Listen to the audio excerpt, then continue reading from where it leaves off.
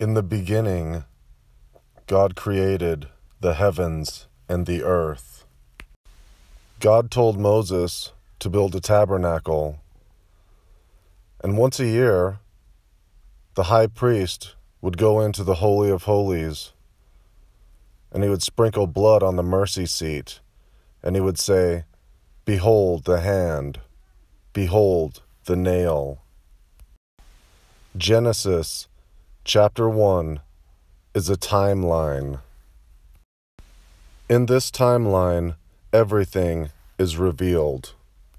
And just as the high priest went into the Holy of Holies once a year, so did God himself enter his creation for one time to shed his blood on the cross for sin.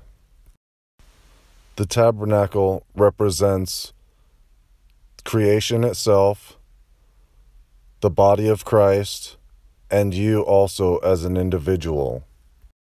And just as God entered his creation for one time into that house, so too does he enter into you, into the center of your being, the Holy of Holies inside of you, one time to save you, take you from sin, and make you one with himself.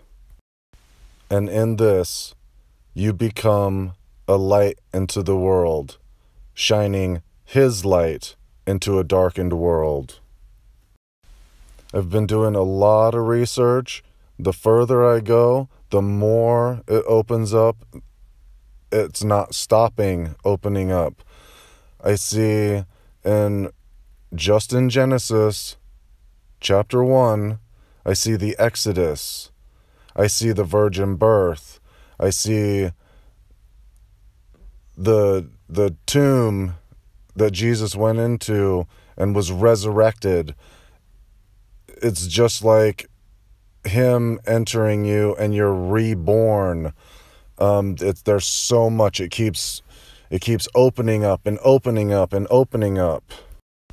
So please keep in mind that this is on multiple levels of understanding, and to not lay it all out at one time could leave you confused, and it's very hard to describe.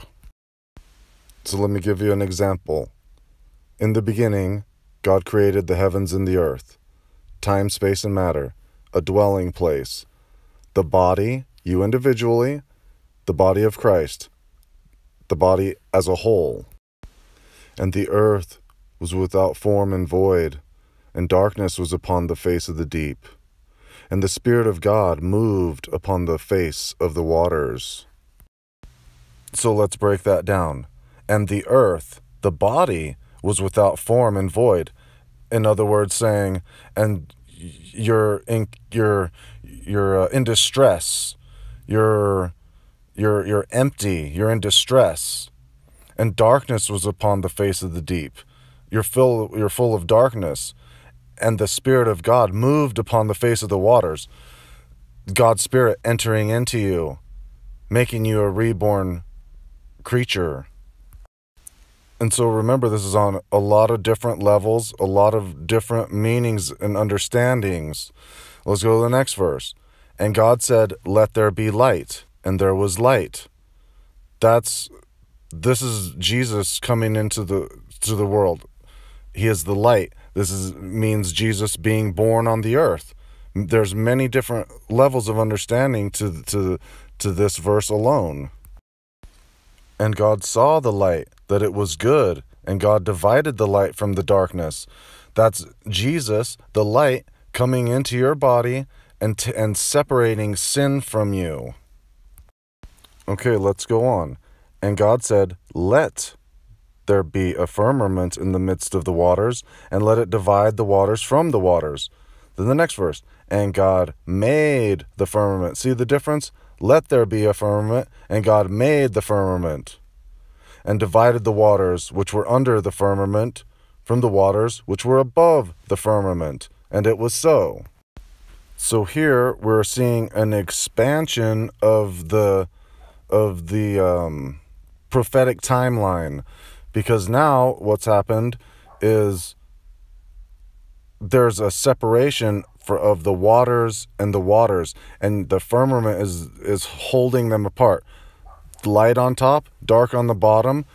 And what happens in the middle of light and dark? They clash. There's a battle. There's a battle between the light and the dark. And in these verses, it doesn't end there, because there's a individual struggle. There's a community struggle. There's all these things playing in these verses. And so what's the point? Let's go here to Genesis chapter 1, verse 25. And God made the beast of the earth after his kind. And then the next one, and God said, let us make man in our image and in our likeness. And what?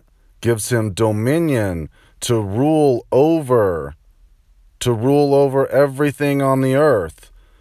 And the way I see it, he gives the power to the beast to have dominion over the world, and he gives power to his image, man, to have power over everything. There's a struggle here. So I know that this isn't a lot of information, but it keeps opening up more and more and more, and I'm seeing more and more. So I'm just trying to give you an idea of what I'm seeing. And okay, so at the end of chapter 1, notice that's the end. But then on the next day, the 7th day, God ends his work and calls it the Sabbath day, the day of rest. So I find it very interesting that when the chapter 1 ends, it goes into rest. At the end of the story comes rest. Do we have rest here now? Yes, because we rest in the finished work of Jesus. He's the Sabbath. I hope that this has been something to help. I'm still studying. I'm still praying. I'm still seeking out how it all is going to tie together to say it in a simple, easy to understand way. But I wanted to tell you guys and give you a little information. I have like a lot of notes about this, but I just wanted to open it up to you so you could think about it, pray about it, and all that stuff. And it's just amazing to me. But the main point was to say Genesis chapter 1 is a timeline. And everything is hidden in the first chapter of Genesis. God bless each and every one of you, my brothers and sisters. Have a wonderful day. And I'm sorry that I had to do it like this, but like we said before, there's an issue with time. So I'm just throwing things together here for you. But have a wonderful day, okay, everybody? God bless.